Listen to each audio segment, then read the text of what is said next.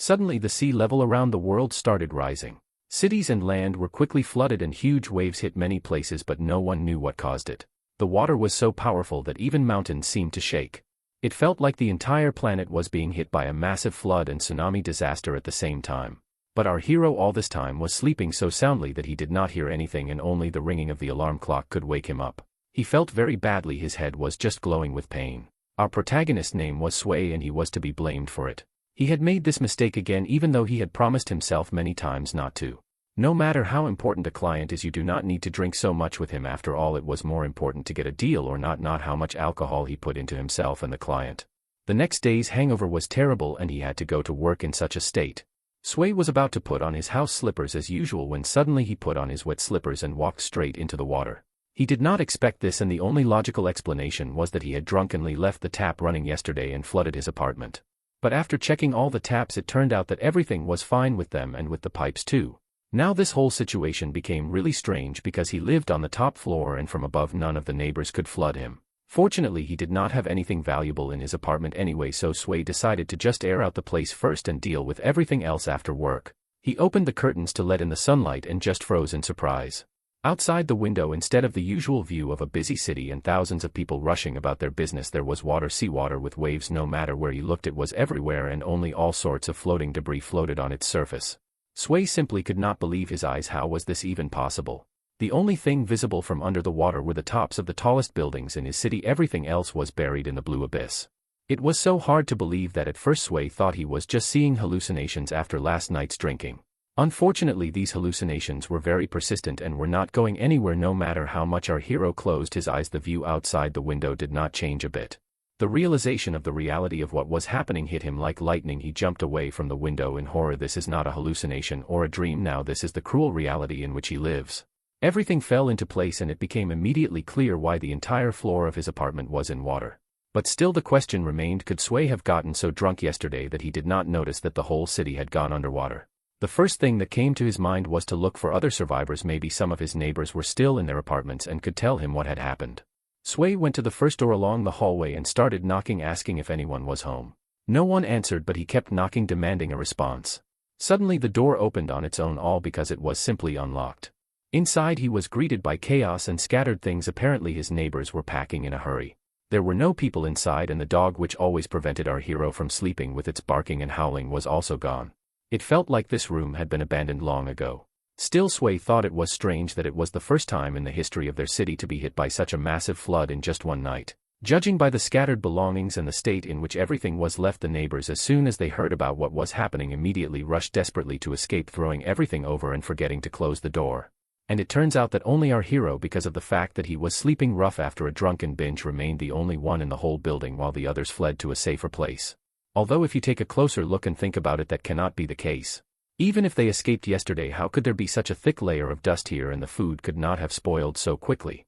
It is like it has been weeks since they left the apartment. In fact, it was hard to imagine that even a massive flood could submerge an entire city in a miserable half a day. Sway had a faint hope for a phone, but unfortunately there was no signal, and even the emergency services did not answer. The whole thing was strange. Was our hero the only one left here?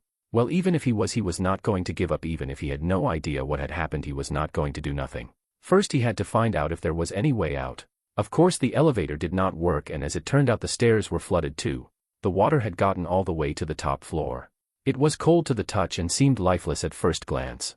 However, as soon as he lightly touched the water a few meters away from our hero, it boiled. This was something he had not expected. A dark shadow began to float to the surface. A human head appeared from the water and startled Sway. It was a dead woman, and one look was enough to realize that there was something wrong with the corpse. It floated to the surface, and as soon as her mouth was out of the water, it opened and 4 tongues emerged at once like red petals of a strange plant. Sway could do nothing but stare in horror as the rest of her body also floated to the surface. From the woman's chest something resembling tongues also burst out. It now looked as if some sort of parasite was living inside her. Sway realized in horror that this woman was the resident of the 29th floor. He froze at the sight of the dead body. He was still not used to such apocalypse attributes. However, he could not take his eyes off the body and concluded that it looked like it had been underwater for several days and was now swollen. There were inhuman features on the body, and he also noticed that her hands had been chewed by something, leaving only bones. This could mean there were fish in the water or something much worse, something deep and unknown lurking below. The darkness under the water moved suspiciously, confirming his fears. So there was no way out, at least not here. In that case, it was necessary first to focus on survival and gather supplies. Food, weapons, tools, dry clothes, and fire sources were needed. In short, he had to treat this like an uninhabited island. But survival was only part of the problem. His main goal was escape. The first option was to stay and wait for rescue. The second was to build a raft and escape. The raft option was risky but necessary. Sui decided to first try signaling for help from the roof, but as he reached the corridor leading upward, he froze. There were footprints under the water, human footprints. However, Sui was not relieved. Someone had reached here through the flooded staircase and entered the apartment. Of the couple that our hero had been in a couple hours ago, the question remained, how did he get here through the flooded staircase? He had to prepare for the worst first, and before facing this stranger, Sui went to his room and armed himself properly. He was carrying the classic survivor starter kit of a hammer and a butcher knife. The weapons gave Sui confidence, and he approached that apartment and asked if there was anyone alive inside. The sound of footsteps on the water and rustling came from the room. There was definitely someone inside, but the question remained, if it was indeed a living person, then why did he not answer? Finally, a rotted foot emerged from the darkness. It was some kind of zombie woman, and she could already smell fresh flesh. When she looked out from around the corner, Sui immediately realized that things were bad, but before he could regain his senses, the zombie had already jumped. The darkness was not a problem for the zombie, but because of the darkness, Sui could not react in time and it jumped straight at him. She was too close, and her crooked chipped teeth were already snapping near our hero's face. Then Sui screamed that he was not going to die, and gathering his strength pushed her further away with his foot. Of course that did not stop her, and after barely getting back on her feet, she rushed forward again. This time Sui was already ready to use his weapon. As soon as she got close enough, she immediately received a refreshing hammer blow on her head. Surprisingly, it was enough to put this zombie to rest forever.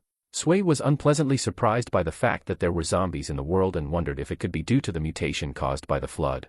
Suddenly the zombie corpse glowed with a blue glow, and a system window appeared in front of our hero saying that he had received 1 spiritual source out of 5. Of course he had no idea what it was. Where could the system window come from, like some game, and what did this spirit source mean after all? Suddenly he felt his body fill with power.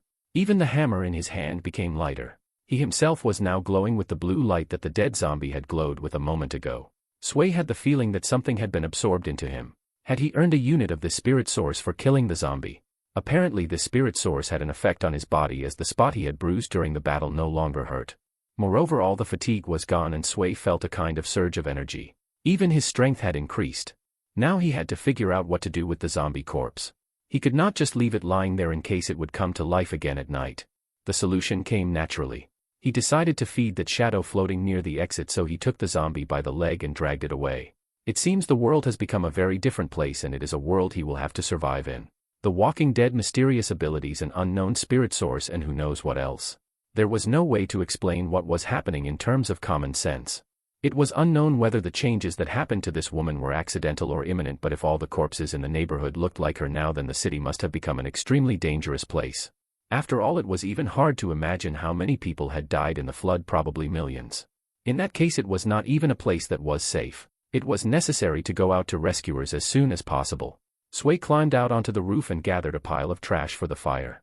There he also looked around again, and even though he had seen this sight many times before, he could barely contain his fear. How big the flood must be for the consequences to be so terrifying. Sui looked at the neighboring building, which also had 30 floors, and wondered if there were any survivors like him. But he was not going to puzzle over it for long. He would find out soon anyway. Sui quickly lit the signal fire and watched it burn brightly with hope. Unfortunately, time was passing and the fire was almost burned out and nothing was happening. If there were any survivors nearby, they must have reacted upon seeing the thick smoke rising from the roof of his building. Indeed, the column of black smoke was visible very well and surely many kilometers away, but the fire had finished burning and nothing happened. Even after half an hour, there was still a crashing silence around, broken only by the sound of the waves. The frustrated Sui began to walk back down, calculating that he only had enough food supplies for 4 days. Before he had gone a little way, he was forced to stop. There was water in his path, although he clearly remembered that when he first came here the water had not reached the 30th floor yet. Now the entire section was flooded, so the water level was still rising, and even on the 30th floor it was not safe to stay. Time was now playing against our hero, and he needed to build a raft as soon as possible. Sui did not know what fate would prepare him tomorrow, so he had to be ready. Our hero immediately got down to work, and after just a few hours he was already sighing after a successful job. Sui made a raft out of a few door frames, a bed frame, and a couple of drawers. Such a structure should be able to hold up to 300 kilograms. Fortunately, Sway already had experience in boat handling as he had participated in boat races during his student days, and if he could make another paddle he would surely be able to swim to the neighboring building. As a paddle he decided to use a clothes hanger he found in one of the apartments. Before heading back to the raft he looked out the window and lingered a bit longer. There he saw another drowning zombie that seemed lifeless and dangling among the waves. There had been no zombies here before, he remembered that well. Had the usual corpses mutated so quickly? While the water level had not yet risen, Sway could use his height advantage to finish off the zombie before it got in. To do so he attached a hammer to a hanger and tried using the other end of the hanger to drag it closer. The zombie immediately came to life and tried to bite the hanger. Sway had expected such a twist, but then something strange happened. After the zombie moved, something dragged him under the water. Our hero did not realize what was happening and who was drowning this poor dead guy. The poor guy tried to fight back, but it did not work and long dark shadows dragged him down to the depths where no sunlight could reach. Only air bubbles remained where the zombie had been a moment ago. Sway was horrified by what he saw. He was so frightened that he quickly slammed the window shut and tried to catch his breath in terror. In this cursed water, besides corpses, there was something else much scarier lurking in the water. He remembered that the first corpse of a woman he had seen had bite marks. Now the safety of the raft he had worked so hard to build, hoping to leave this place as quickly as possible, was doubtful. If he tried to swim to another building on the raft, the aggressive creatures from the water could drown him before he could reach his goal. But staying here is not an option either. There are only 4 days worth of food left and the water level is still rising and there are still many corpses that can mutate. Sway did not have a moment's peace. Soon lifeless hands started knocking and beating on the door of his apartment. Immersed in his musings, our hero only jinxed it. While he sat quietly, the zombie lost interest in his door and went to try to break through the other one. Sway decided to take a look. As expected, it was another zombie. It looked suspicious like the one he saw in the water recently. His leg was broken. Those underwater creatures had almost chewed it off, but there was no telling how it would affect his mobility. Therefore Sway decided to act and attack first. If he did not, this zombie would still come to him, and now was the perfect moment for a sneak attack. The zombie only had time to roar one last time before dropping dead after a precise hammer blow. 1 blow equals 1 dead zombie. That is quite a good efficiency. As Sway expected, he guessed correctly and a system window appeared. After killing the zombie, the progress of the spiritual source had now increased to 2 out of 5. It was just as he had thought. He had become stronger again. This meant that if he continued to kill these mutated corpses and obtain spiritual source levels, he could become even stronger. In that case, Sway would have a hope of defeating not only ordinary zombies but also those mysterious underwater creatures and eventually cross the flooded area and escape. However, he still did not know what this spiritual source meant. He had already gotten 2, but the question remained, what would happen when he got all 5? Behind him he heard the sound of breaking glass. With such an influx of opponents, our hero would find out soon enough. A zombie had broken the window in his bedroom. Like the previous one, it was bitten all over, but it did not bother him a bit. Driven by endless hunger, it moved forward. This zombie was different from the previous ones. It was strong enough to break the aluminum glass window, but that did not mean anything. Sway had to kill it to survive. The epic battle began: zombie versus human, hammer versus bone. Who would win? But his attack never reached its target, as the zombie was able to grab his weapon without any problem. As Sway expected, this zombie was indeed stronger and more agile than the previous one. To say the least, he was even able to block its attack with his hand, which was a sign of his primitive martial skills. Had he not received the second spiritual source that increased his strength, his defeat would have been guaranteed.